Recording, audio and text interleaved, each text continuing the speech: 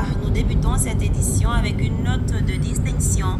30 ans de lutte syndicale, 30 ans à défendre la cause des enseignants et l'ensemble du monde du travail.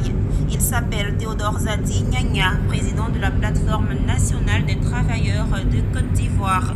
Son mérite a été reconnu par l'Interafricaine de communication et de sondage ICS, qui lui a décerné le prix du meilleur défenseur des travailleurs de Côte d'Ivoire 2023-2024. Issa Badini et Ezekiel Siri nous en parlent. Une attestation, un trophée et des bouquets de fleurs.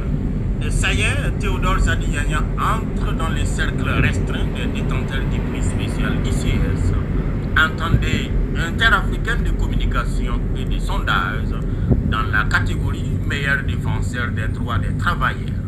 Je suis un homme très heureux et comblé. Et comme je l'ai dit, c'est un prix qui est décerné par une organisation non gouvernementale.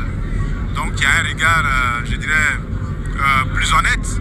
Et cela nous touche et montre bien que l'action que nous menons au quotidien est regardée, est observée, est suivie par des acteurs au-delà de notre sphère syndicale et de nos relations avec le gouvernement. Donc je voudrais vraiment exprimer toute ma reconnaissance à ICS et dire que je porte un prix, mais qui est le résultat de combat. Et un combat, il est collectif. C'est donc le prix de tous les syndicalistes ivoiriens. L'un des pionniers de l'accord de trêve sociale, c'est quoi la méthode de Nyanya alias Iroko?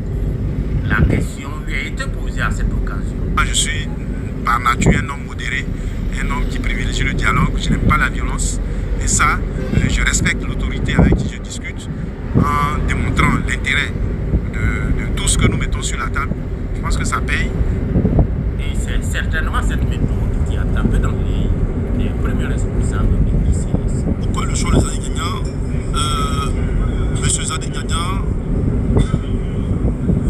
un grand syndicaliste qui a beaucoup fait pour les syndicalistes en Côte d'Ivoire.